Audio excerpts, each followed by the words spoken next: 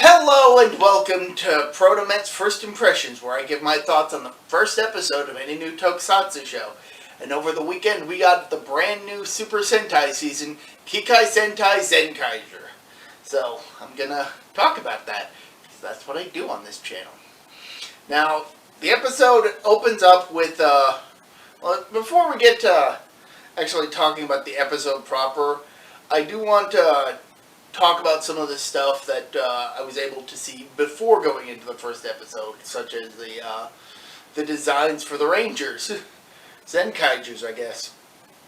Are they Rangers? It's hard to tell, but it looks like the main 5-man team will consist of one person who looks like a Ranger and 4 others who look more machines, and that is important. It's also significant that this is going to be probably the first season in which the leader of the team, presumptively, is not going to be a red, but rather a white. I like that. It's not the first time that a team leader has been a White Ranger. I know Jaga Dengekitai introduced Big One midway through its run, and he was the leader of the team for some reason. But Power Rangers did it during their second season. That was because the actor playing the Red Ranger was leaving rather abruptly. So, and the White Ranger they introduced was already a well-established character.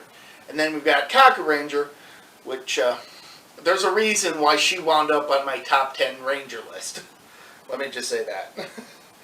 So, I'm actually kind of enthused to see how this plays out, and it looks like the other 4 Rangers are closer in design to the extra heroes, like, say, Signal Man, Ninja Man, Black Knight, Zuban, Gosei Knight, you know, all of them. So I like that it's definitely a more creative-looking team. This is a team that will definitely stand out from the other spandex costumed teams. So that's cool. The first episode starts with a clip from the original Himitsu Sentai Go Ranger, which is your clue that this is an anniversary season. It then turns out that the world, represented by Go Ranger, gets turned into some sort of gear-looking thing. We then get a clip of Zoo Ranger, because, of course, this season is probably going to wind up being adapted into Power Rangers, so... And that world also gets turned into a gear thing. Then we get the world represented by the last season, Kira Major, and that also gets turned into a gear.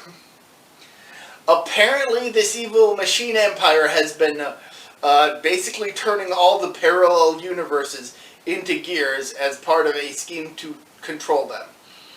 There was one last universe that remained, but instead of being turned into a gear, it kind of got fused with a place called Kikai-topia, or Machine-topia, I guess, if you want to translate that a bit, which resulted in a bunch of the residents of Kikai-topia basically just kind of coming into existence in this last universe. And the Twitter user Azaril Kirby, who does some fan sub work, they had left a comment regarding the opening scene of Zenkaiger, and basically said that it was the ending of Zyuohger, but at the beginning, and that is a very fair comparison, because it did feel quite a bit like how Zyuohger ended, but this is how this show begins.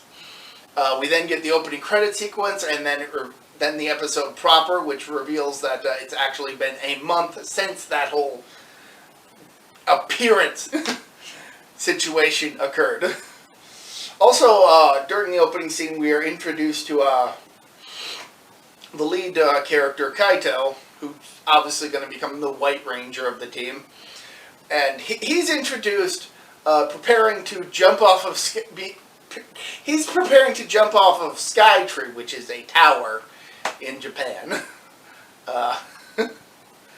Yeah. Security gets him pretty quick and kicks him out. But he is the first person to greet one of the Kikanoids? I think they're called Kikanoids. I believe they're called Kikanoids. The inhabitants of Kikaitopia. So we get the opening credit sequence with the the episode title right before the credit sequence, which nice. I like that. That's nice. It's nice and unique. Make it just shove it in our faces. That's awesome. We get the opening credit sequence, which of course introduces, or more properly introduces, all the characters without actually introducing them. But we see who we're going to be following on this adventure. And then we get to the episode proper, and it turns out a month has occurred since the whole situation with Kikaitopia. And Kaido is getting some cotton candy from it's either his aunt or his grandmother. I can't tell. But she's the one who raised him after his parents went missing, which we learn a couple times in the episode. Turns out his parents were scientists who had discovered a parallel universe, which is, well, Kikaitopia. So he gets the cotton candy so that he can make a trade with a Kikainoid to get some takoyaki that I guess is a specialty in Kikaitopia. But unfortunately, that is cut short because turns out the head government of the world that the Kikainoids came from, they were actually trying to turn this last universe into a gear, and somehow it failed and just transported a bunch of civilian Kikainoids who have no idea what the higher-ups were even trying to do at that point. So I like the fact that technically the villains have civilians who are who are probably mostly opposed to what the leaders are doing if they knew what they were doing. But they decide to instead of turning this last universe into a gear, decide to just take it over the usual way, like invade it, expand their territory, as this robot parrot explains. We get to see the lead villain, who is a guy on a wall, which is a classic like Showa era trope for a villain, just like a wall character. Like there's no way an actual actor could conceivably play this character outside of parts. Like we see this wall guy's arm. I can't remember what the lead villain's name is. I'll probably get used to it though as the show goes on. But I like the whole wall design. It reminds me of that lead villain from Masked Man, as well as I guess early Ragorn from Turbo Ranger. I like it. It's cool. So they just decide to just invade like normal. This happens, and it actually causes a bit of friction between the humans from this last universe and the Kikanoid and the civilian Kikanoids, because now there are people who are thinking that the Kikanoids were an invasionary force who were intending to invade, when no, they just kind of got transported for, as far as they're aware, no reason to another world, and they're just doing the best that they can. And then these jerks come in and try to invade. Kaido is present during the initial invasion, and it doesn't really go well. So he's forced to retreat back to his grandma's candy shop. It is at this point that the robot parrot that they decides to start talking and basically shoves them into a secret passageway into Kaido's parents' lab, where the parrot reveals that not only did Kaido's parents discover Kikaitopia as a parallel world, they also discovered a number of other parallel universes, almost all of which had Super Sentai teams. So basically, this show's explanation for the various seasons of Super Sentai are separate universes, which kind of flies in the face of what Gokaiger had, though arguably Gokaiger was probably set in the Versus Sentai universe, which doesn't always mesh well with the actual proper seasons, so who knows? But but basically Kaido gets this like Gatling gun looking handgun and gear to go with it, and he tries to convince his. I keep thinking it's his grandma. He keeps trying to convince her to come along, and even has like an imaginary sequence of them fighting against the bad guys with cool explosions behind them while they pose. It's cool. I like that.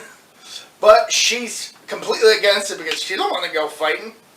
That's not her thing.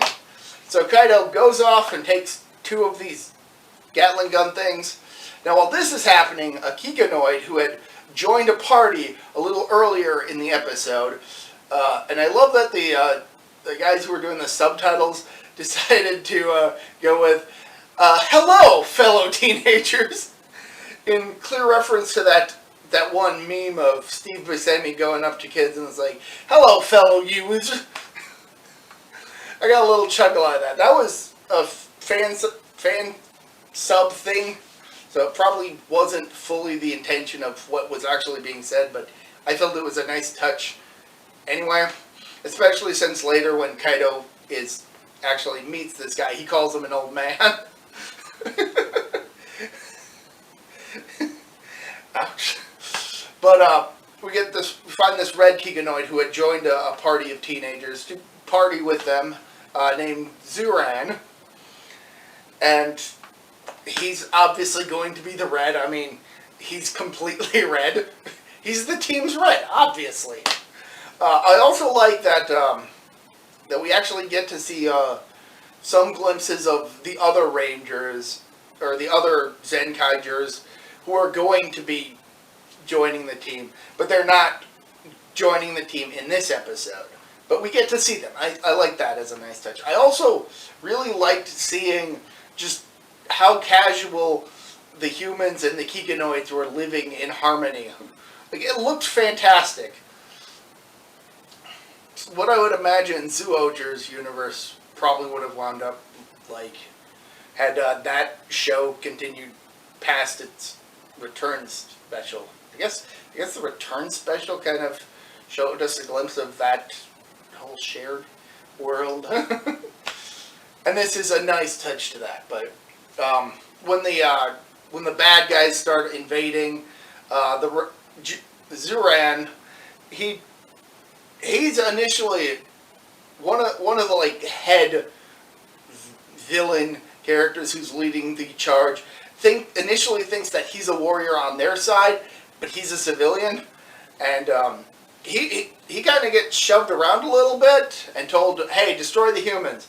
So Zuran, quite upset, picks up a rock and is going to attack the enemy Kikanoids. But then the humans that are around him are kind of reacting in horror because they think that he's going to attack them. And I love that there's that little moment of him kind of being like, I don't want to seem like I'm one of the bad guys, but this is exactly what it looks like, and I do not like that. I am horrified at what's going on. I like that. But some other stuff happens. I'm pretty sure this is the point where Kaido gets the Gatling gun thing, the Gatling handgun. It's gonna crank. That's why I'm doing this. Sorry.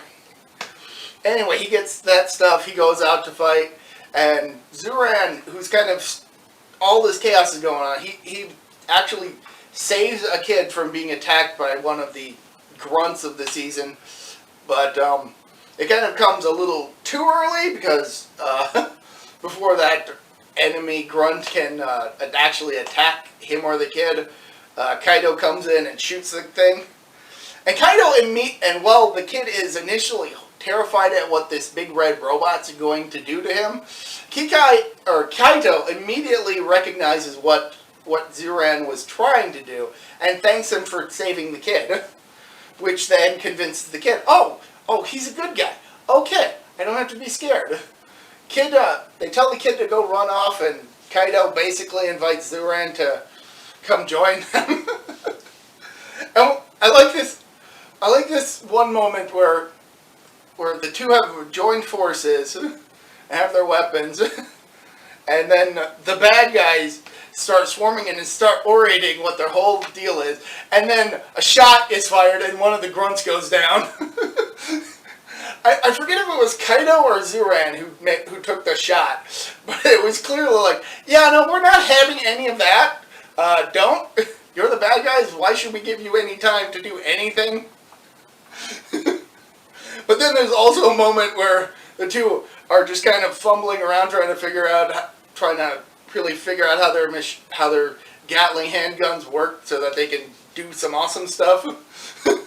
And the bad guys are just kind of standing there watching it, kind of with their heads tilted. It's like, what the heck is going on?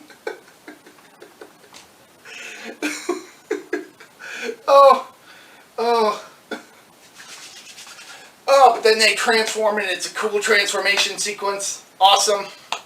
They get some fighting. A giant robot that's apparently like a modified Kikanoid. An enhanced Kikanoid or something. Strengthened. I don't recall what they call it, but it's a giant robot.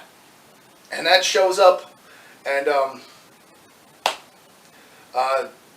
they have like these other gears that they can use that let them borrow the powers of other Sentai heroes.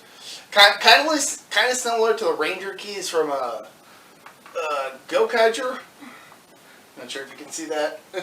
Kind of similar to that, but without the full transformation. And cool. I like that they'll have access to those powers. I guess not quite like Decade. More like Decade Complete. That's Kamen Rider, for those of you who don't know.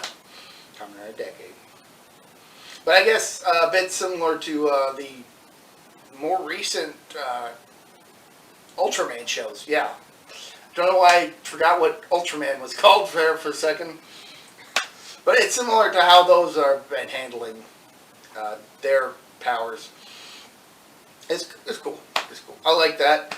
But then the big giant robot shows up and Zuran is told to flip one gear that he's got over and then shoot, and that turns him into a giant. I feel I should mention that Zuran's Kikaiger form, Kikai Zuran, or Zenkaiger,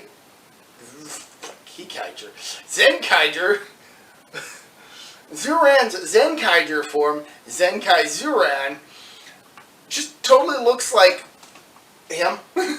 The classic Daijujin, the classic Megazord.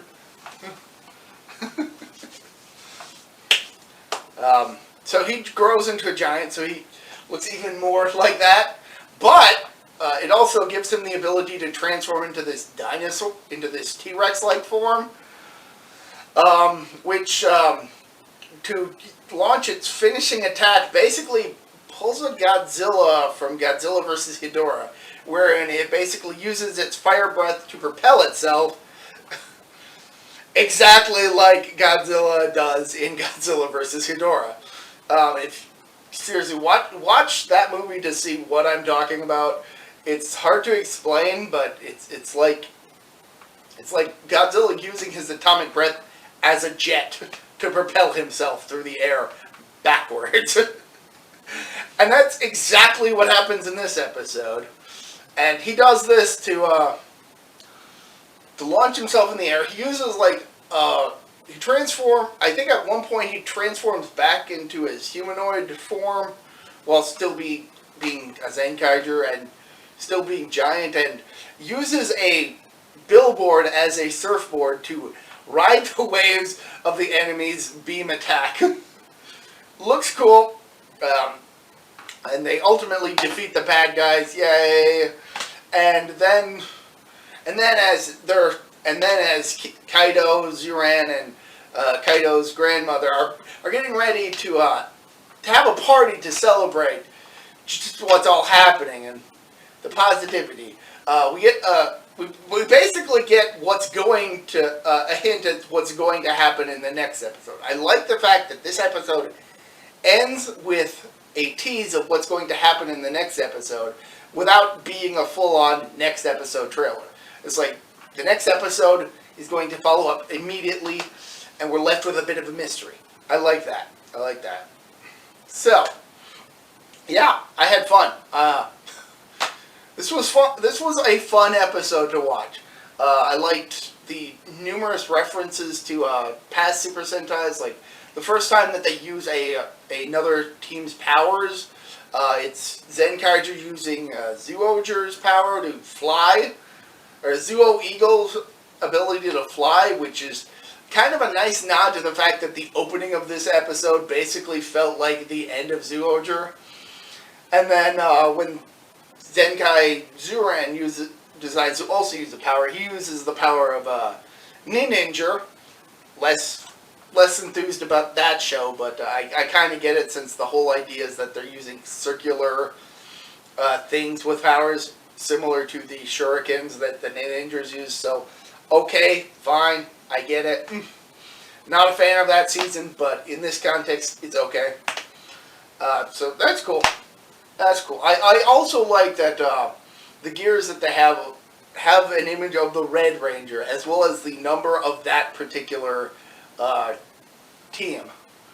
Like the Zyuohger gear that Zenkaiger, the white, uses, it has a 40 on it because that's the 40th season of Super Sentai, or 40th Super Sentai team. They're probably going to have like two separate coins for these Lupin Rangers and the Pat Rangers and whatever. I also like that the gears they use to transform also have similar numbers. Zenkaiger uses a 45 gear, which represents, well, Zenkaiger as a whole. But Zuran actually uses a gear that has the number 16 on it, representing Zyuranger. Very nice touch. Especially considering that, you know, he basically transforms into the Megazord.